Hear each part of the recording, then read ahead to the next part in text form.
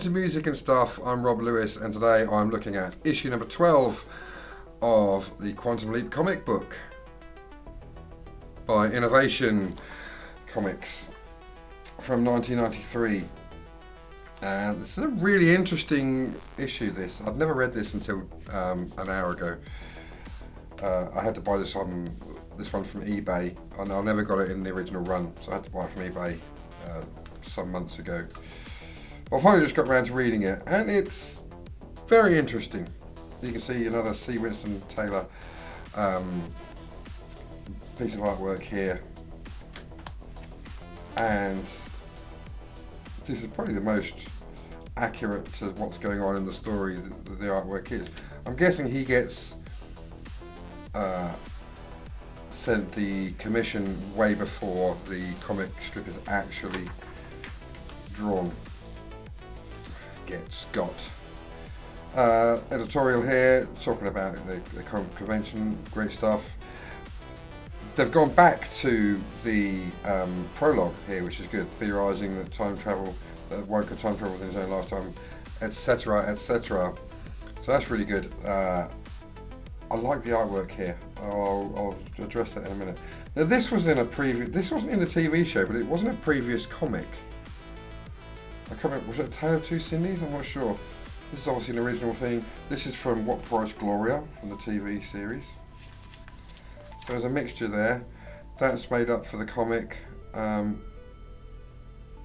That is from The Colour of Truth. This is from Leap of Faith, Right Hand of God. And these two are original as well. So it's interesting they've combined them. Anyway, leap home, he leaps in. Oh, hello, it's called Waiting. Written and coloured by Scott Rockwell, illustrated by Mike Deodato Sr., lettered by Vicky Williams, edited by George Broderick Jr., created by Don P. Belisario. This looks like the California here to me. That's who Sam's leaped into. I'll give you his name in a moment. But there's nothing happening. He's just there on his own in this gas station in the middle of nowhere. And then Al turns up in a cowboy suit. He's leaped into a guy called Lucky. Ezekiel Potter, otherwise known as Lucky. But I don't know why he's there or anything. The leapee is illiterate, uncommunicative in a waiting room. So they really have no idea why he's there. There's nothing showing up about what he's there for. So Al says he's off, and Sam just says, "Can you stop around?" So this is what I like about this one. This issue is basically Sam and Al just sitting around talking. Now, any other time you might think, oh, it's a bit dull, but that never really happens. They're just conversing, they're just chatting. And that doesn't happen in the TV series. They're always talking about what they're there to do and everything. This is actually them being friends. And I really like that they've done that. And Al comes across in this comic as a little bit more scientific than he appears in the TV series. They don't really explore that side of Al in the show, but they're talking about theories between. I'll get the word in a minute. Theories about the reasons why Sam is leaping around, who's leaping him, etc. It's really good. I really enjoyed reading this just now. I think I would have taken that hat off by now had I been Sam. I don't think I would have kept that hat on for the entirety of the time I was there. They discuss why the leapee's clothes always seem to fit Sam, all of this kind of stuff. They talk about why Al is always talking about sex. It's a really good idea to just have this leap. This was before Mirror Image, remember. This came out around I don't know, halfway through season 5 being broadcast. So before Goodbye Norma Jean, which I'll come to shortly, and before Mirror Image, what's the matter with me? And before Memphis Melody as well, because that's referenced in one of the letters. So still just Sam and Al sitting around talking. Oh, hang on, just got to do this. Hello, Holiday Rob here from Croatia. Just want to let you know, if you're enjoying this video, thanks very much for watching, but don't forget to smash that like button, hit the subscribe button, and of course the alarm notification bell so you know when my videos are coming out. And yeah, if you're interested, I've got social network stuff, Facebook, TikTok, Instagram, not Twitter though. And I've also got a Patreon, so you can find me there. It's in the description. Links for everything's in the description. And yeah, I'm going to hand you back again, because otherwise Studio Rob gets frustrated. Why, thanks. So yeah, it's really interesting seeing Sam and Al just sitting around just chatting, and then something happens. The car pulls up for gas. It's a customer. There's a lady there. They're in California. She's an actress.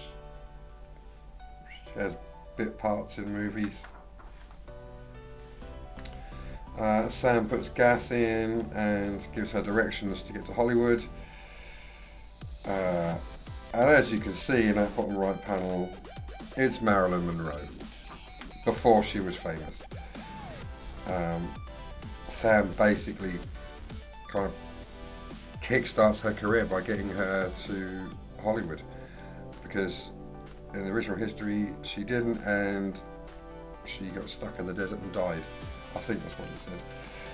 Yeah, she have died in the desert. That was before she was Marilyn Monroe. I owe you $4.50, Norma Jean Baker.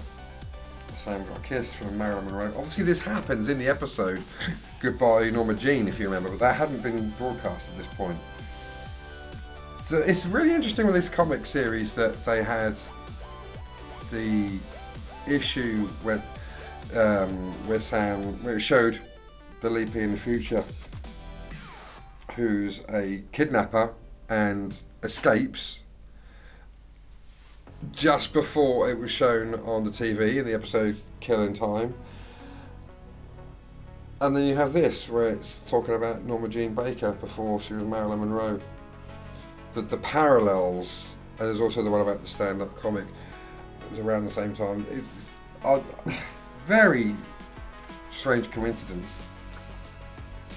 And then here it leaps in. She's defibrillating, doctor.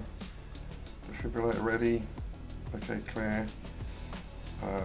It's no use, doctor. We're losing her. Flatlines. Really interested in seeing where that's going to go, if it actually goes somewhere. And then we have some letters. Now, you remember in the last one, I was talking about the letter from Brian Kinney about the Stonewall issue. Well, there's been some responses.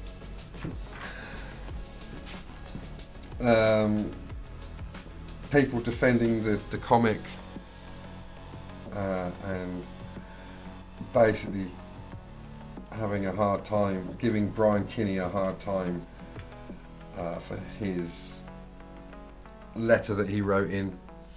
But there's also people that are on his side, and they're talking about how homosexuality is immoral and against family and everything. It's really, I might do a video really looking at this in depth and not making it into just one of these videos, but actually looking at this stuff that was going on at the time.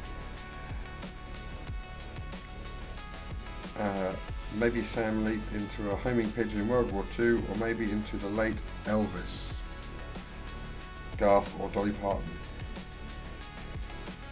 So yeah, I might do that. I might explore that aspect. It's quite interesting. There's a lot of letters in here. And the 1992 Fan Awards, a bit late for that. And an advert for Burt Reynolds' Cop and a Half. That looks like my kind of movie. Not. Do you remember people used to say that in the 90s? Not. So there's not a lot else to say about issue 12. Nothing happens, but it's great. It works.